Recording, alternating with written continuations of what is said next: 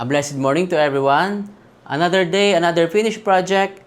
And today po, we are here at Shore 3 Residences ng SMDC para pakita sa inyo yung ating bagong furnished unit owned by Sir Ryan and Ma'am Fatima from Dubai.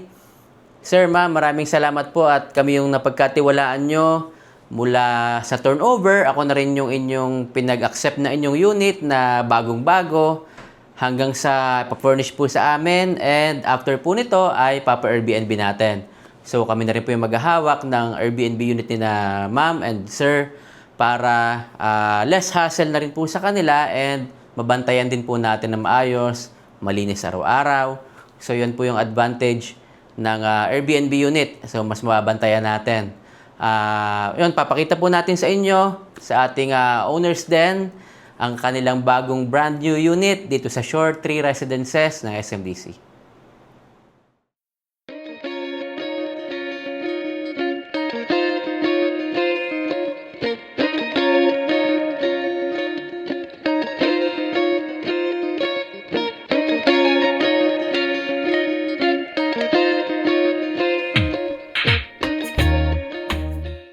Guys, yung unit nila Ma'am and ni Sir, nasa second floor po yan. So, mas madali yung access going to the amenities. Kasi yung amenities po ng Shore 3 ay nasa second floor. So, ito po yung kanilang unit. Pinalit natin yung kanilang doorknob. So, naka-smart lock na po siya para mas madali nyo ma-monitor, madaling palitan yung codes kapag meron kayong guest na parating. Dito po si Mami sa loob.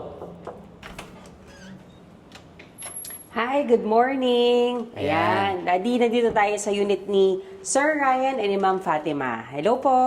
Ayan, so unahin natin, Mami, yung kanilang kitchen. Ano ba yung mga pinalitan natin dyan? Ayan, so Daddy, dito sa ating kitchen, no? So dito, pagpasok mo, meron tayo naging column dito sa area na to. So may space siya na free dito sa area na to. So dito nag-extend ako, nagkaroon ako ng parang either shoe rack or kung gusto nila, since katabi ng kitchen, lalagyan ng condiment. So depende sa kanila, no, kung anong gusto nila ilagay dyan. So meron tayong storage dito na nagawa.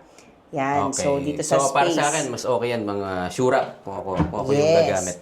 Ayan. So, dito naman, Daddy, naglagay tayo ng frames and nag-request si client sa atin ng ating mga sabitan dyan. So, nakapaglagay tayo ng dito sa ating wall na to. Okay. Yan. So, dito naman, Daddy, niretain ko lang yung talagang turnover na kitchen. So, wala akong binago dito. Okay. So, naglagay lang ako dito ng ating backsplash. So, yung backsplash natin, as requested, is yung marble design. Yan. So, ayan, marami na po tayong... Actually, maganda yung ganitong marble design kasi... Malinis lang yung malinis tingnan. yes, Madali tingnan. linisin kapag Yes. natatalsikan ng mga... Ayan. So, ito, alikabok Daddy, or kung dumi. makikita mo, yan, kompleto yung gamit natin dito kasi nire-ready nila to for Airbnb. Ayan, so Nice. makikita mo, meron tayong sets ng... Kompleto na. Yes, ng ating electric kettle, ng Rice ating cooker. rice cooker. Yan. Okay. So, yan. So, dito naman, Daddy, so, nandito yung ating ref. This is 7.2 cubic na ref. Then, nakapag-extend ako dito ng shelves for the microwave. Ayan. So, yung microwave, doon naman sa taas, ayan, Daddy, nakapaglagay naman ako ng lock as requested din ni client. Yun. Yes, para sa ating storage naman. So, kung Opo. for Airbnb So, to, Oo, tama. pwede tayo mag-stock dyan sa area na yan. So guys, yan, we suggest actually na magkaroon kayo ng ganitong parang locker area para sa inyong mga personal na gamit na ayaw nyong ipagamit sa mga guest natin ng Airbnb. So kailangan po may ganyan talaga. Yes. Tataguan nyo yan ng mga personal things nyo po, mga items nyo po. So, ang kitchen natin, nag-end dito sa ating divider. So, itong ating divider dati yan, another storage dito sa area na to. Ayan. So, meron So tayong yung storage dyan. divider niya, instead na parang mga panels, So, yan. So, ito, pwede dito yung mga broom, yung vacuum, kung anong gusto nyo ilagay dyan. Kasi pahaba ito eh. yes. So, Ayan, pataas so yan. wala tong partition yung loob. Yes. So, pwede nyo lagyan ng mga vacuum nyo, dustpan, yan. Yes. Para pag Mga naglinis, matataas na meron kayong items. mga taguan. Yan. So, dito naman tayo, Daddy, sa kanyang bathroom. Yan. So, dito sa bathroom niya, Daddy, so, eto, naglagay ako dito ng mirror cabinet. So, Okay. this is another storage dito sa area na to. Yan. So, meron tayong storage, mirror cabinet. And then, ito namang ating sink, niretain ko yung turnover din. So, meron Okay. na siya kasing cabinet dito sa sink niya. So, ito Sa ilalim. is turnover na ni SMDC. So, naglagay lang ako ng trash can, itong mga cups na yan. And then, this one, hindi tayo naglagay ng washing machine. So, naglagay tayo dito ng area since for guest nga. So, meron tayong towel. So, may design. So, naglagay ako dito ng parang yung mga toothbrush and mga dental kits. Yan, so, may storage Dito na yung din. toiletries nila, Yes. sir and the ma'am. Pag may guest, so yun na gagamitin nila. Yes, and then dito, dati nag-add ako ng towel rack ng bidet. Yan, yun yung mga in-add natin dito sa area na to. Then this one naman dito tayo sa ating area na to, nag-add ako ng glass enclosure. So, seamless, okay, again, yan. So, frameless na glass enclosure. Kasi ito, daddy, na-retain ko lang. Ito yung talagang turnover niya. Okay. Then, naglagay ako ng water heater and then ng soap and body wash dispenser. Yan. So, may conditioner din yan. Ayan. So guys, importante rin po talaga yung meron kayong ganitong glass enclosure para hindi rin maging lumabas dito yung tubig pag nag-shower yung guest. Yan. Kasi pagka yung mga curtain lang, yung shower curtain, lumalabas pa rin po talaga dito eh. So parang dito sa kanyang toilet and bath, simple lang yung naging design niya. O palit lang ng mirror dito. Actually, may mirror dito na kasama sa turnover pero tinanggal natin yon and nagpalit ng mirror cabinet. So mas marami kayong mailalagay. So puntahan naman natin yung kanyang room. So, dito, daddy, so this is family suite B. After ng ating bathroom, dito tayo sa kanyang bedroom. No? Bedroom. Yes. So, dito, daddy, so dito is gumamit tayo ng multi-split na aircon. So, meron tayong aircon dito sa kanyang bedroom. Okay. Meron din tayo sa living area. So, dalawa yung naging split type natin with Okay. one condenser. Ayan. So, dito, daddy, meron tayong 54 by 75 inches double bed. Customize pa yan? Hindi. So, this Okay. is ready-made. Nabili Ready-made. natin. Kasi kapag mga suite B, usually, ito yung dapat, daddy, di ba, saktong-sakto dito. Ayan, yung area na to. Oo nga. So, yung atin dito is parang bed box with headboard, yung ginamit natin. Para mag-fit siya. So, kasama niyo headboard. Yes, kasama na yung headboard. And then, ayan, so nag-customize tayo dito ng 2-door na wardrobe cabinet. So, dito meron tayong storage for yung mga hangera natin. Okay. And then, dito naman, naglagay din tayo ng lock ulit, daddy. Yun. Para din sa storage nila, ma'am. Yan. Yung mga personal things ulit din na Yes. Sir Ryan and din Ma'am Fatima dito lalagay. Yes. So, ito yung susi. Yan. So, Okay, dyan ayan, natin nakalak nalagay na siya. yan. So, hindi na nila mabubuksan to. Yes. So, yun. Open natin. Ayun. Okay. Yan, Importante so- talaga meron pong ganyan. Yes. So, dito dati na meron tayo ditong parang side table and then may storage din tayo sa ilalim. Yan. So, meron din tayong storage dyan sa ilalim niya. Yun. Ayan. So, So, eto guys, dito nyo ilalagay yung mga, kung meron po kayong ganyan, dito nyo ilalagay yung mga pamalit nyo na pang sarili yes, nyo mga extra beddings. na beddings, mga kumot nyo. Ayan. So, kailangan po meron tayong palaging ganyan, especially kung papa-Airbnb talaga yung unit. Yes. Pero before nila parentahan talaga to, daddy, gagamitin mo na ng mga kapamilya nila to. Nice. Okay. So, sila muna yung gagamit. Yes. So, ito yung man, daddy, tingnan mo. So, we have this very nice na light niya, ceiling light. Yan. So, ito yung napili nila, ma'am and sir. Then, minatch lang natin yan dun sa labas. Ang ganda nung Yan. ilaw niya, very elegant dito sa kanyang kwarto. So, Yes. parang ang aliwalas kasing tingnan po eh. Simple lang siya pero sobrang aliwalas yung naging outcome dito sa kanyang room. Yes. So, naglagay lang tayo ng frames. Yan na nagmamatch din dito sa ating combination of colors dito sa area na to.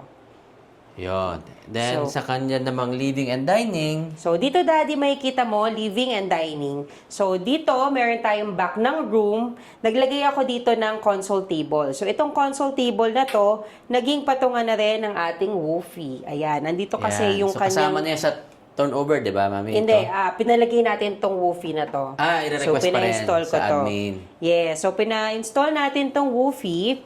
Ayan, so ito is pinapaloadan lang din. So loadable itong kanyang internet. Then dito, dati naglagay ako ng frames. Ayan, so para at least hindi naging maganda itong wall na to, 'di ba? So naging buhay siya. Plus we have ottoman. So extra chairs na rin to nila Ma'am and Sir since meron tayong space pa dito sa area. So yan, Daddy. So dito tayo sa dining niya. So we have 2-seaters na dining set. Ayan. So dito, nag-set up lang ako, no, ng kanyang design dito sa kanyang table. Okay. Ayan. Then dito, Daddy, mapapansin mo, this is actually a blank wall before. Na yan, pinalagyan nila Ma'am and Sir ng mirror. Yan, so this is a half mirror, pero 'di ba, parang ang laki-laki ng Nakakalaki talaga yung difference salamin. niya. Yes, depende, kumbaga napagpalaki niya tong area na to. 'Di ba? 'Yon. So ang ganda. And then dito naman tayo, Daddy, sa kanyang living area. So dito sa kanyang entertainment, ayan. So sa entertainment niya, we use 43 inches na TV. So dito, Daddy, ayan, i-on ko yung ilaw. Ayan. Ayun. So, meron may tayong pala siya sa ilaw loob. dyan. Yes. So, meron akong ginawang design. Yan, di ba? So, meron tayong contrast naman na gray. And then, we have the wood panels dito sa likod. And then, we have like a Scandinavian, kasi parang ang gusto na lang palabasin talaga dito sa unit nila is maaliwalas, malinis, maganda. So, we customize itong mga simple na and very nice na kanyang entertainment area. So, dito rin, meron tayong storage dito. Ayan. So, Ayan. this one is TV counter naman. Yan, para sa kanyang mga lagay ng remote. Yan. Ayan. So, guys, mapapansin nyo po, kanina, di ba, walang ilaw, tapos binuksan. Ang laki nung naging biglang difference na parang biglang gumanda lalo yung kanyang design. So, nakakalaking tulong po talaga maglagay ng mga ganyang mga ilaw. Especially kapag medyo wood and white yung color natin. So, ayan po. Ayan. So, nag-testing tayo ng ating TV. Ayan, yung ating vlog. So, this is a smart TV. Yan, yung Okay. ginagamit natin is laging smart TV para ready sa Netflix, sa Disney Plus, and sa iba-iba pang YouTube channels dyan. So, dito tayo sa kabilang side, Daddy. So, dito naglagay ako ng artificial plant para at least, di ba, maging maganda and maging maayos itong area na to. This is a 3 to 4 seater sofa bed. Okay. Okay, so dito, Daddy, makikita mo, meron pa tayo ditong cupboard. So, yan, natatanggal yan. Ayun. So, ready yan para kung manonood ka, di ba, saktong-sakto, etong area na to, dito sa TV area. Yan. Pero naihiga rin to, Mami, di ba? Yes, nahihiga itong back part. Okay. So, magiging double, actually, parang semi-double ang size Oo, niya. double bed pa rin siya pagka Yes. inatras mo dito papuntang sa may TV area. Ayan. So, ito po ay ready-made. Mami, no? Yes, ready-made Yun. itong So, sofa ito yung natin. ready-made pala natin So, binili natin. na sofa bed. Yes. Ito na ready na. Ayan, pipili po kayo ng kulay and then, ayan, o-orderin po natin sa ating mga suppliers yung ganyang mga ready-made na furnitures. So, ayun. So, this one, Daddy, ito, meron tayo ditong naka-ring type na ating curtain. Ring type yung ginamit. Yes, and dito, Daddy, makikita mo, ito pag nagawa na to, very nice ang kanyang view kasi Amenities. amenity floor Nice. lang siya. Yan, amenity floor siya kasi second floor lang ito. So, ang ganda-ganda, 'di ba? So, yan, harap na harap natin yung ating swimming pool. So, yun nga, kanina, bago ko simulan yung video, nakita natin yung parang entrance exit dun sa may papuntang amenities. So, parang may access na rin po kayo dun papunta sa pool. So, ito po yung aircon na sinasabi ni Mami kanina na multi-split. Yes. Ito yung isang head. So, yan yung isang aircon natin. Dito. And yung isa naman nasa kwarto. Pero yung condenser po niyan ay isa lang. Yes. So, ayan, nandito siya sa labas. Yan po yung kanyang condenser. So, hindi siya magkapatong. Yung nga lang, medyo pricey yung ganitong aircon. Pero kung ganitong family suite B and hindi nyo papalitan or hindi nyo tatanggalin yung kanyang partition, we suggest po na ganito yung gamitin nyo. So, multi-split talaga. Yes. So, depende po sa inyong mga owners. Like katulad nito, ay for Airbnb. So, simple Saka and masarap elegant. naman talaga na mas malamig yung ating tutulugan. Yes. Ayan. Ayan po, napakita na natin lahat yung bagong finished project na owned by Sir Ryan and Ma'am Fatima dito sa Shore 3 Tower 3 ng SMDC. Dito lang po yan sa Mall of Asia Complex. Again, Sir Ryan and Ma'am Fatima, sobrang thankful po kami dahil pinagkatiwalaan niyo kami mula turnover hanggang sa ma-furnish and hanggang sa magamit nyo po and mapa-Airbnb natin yung inyong unit. So, dun po sa mga gustong kumuha ng services natin, nandiyan po yung aking mobile number, WhatsApp, Viber, and email address. Dun po sa mga gusto mag-inquire, so pwede po namin kayong tulungan. Especially pagka ganitong gusto nyong pagandahin at i-furnish yung inyong unit. Kahit mga old units po yan, kaya-kaya natin gawing brand new kapag ginawa natin itong ganitong pag-furnish. Ayan. Ami? Yan. So, thank you kay Sir Ryan and kay Ma'am Fatima sa trust niyo po sa amin dalawang mag-asawa and sa aming team. So, salamat po. So, thank you again sa ating angels na si LJ and si Kim and Bojo. And of course, Empanya Brothers, Jomar, Tonton, Meng, and kay Yago. Ayan, congratulations sa pagsama sa atin dito sa ating project na to and kay Enteng. Yan, thank you so much. Yan, so sa lahat po ng mga clients natin na patuloy na nagtitiwala sa amin, thank you so much po. Ayan. So, maraming salamat po ulit sa inyo and abangan nyo po yung ating mga next projects pa na pinafurnish ngayon. So, coming soon yung ating mga videos, kaya subscribe po kayo para makakuha kayo ng mga ideas. At the same time, if you want to get our services, so, para sure din po kayo na matatapos yung inyong unit at magiging maganda yung outcome. No, nandyan po ulit yung aking number. So, maraming pong salamat. At palagi nyo punto pa rin ang inyong mga pangarap.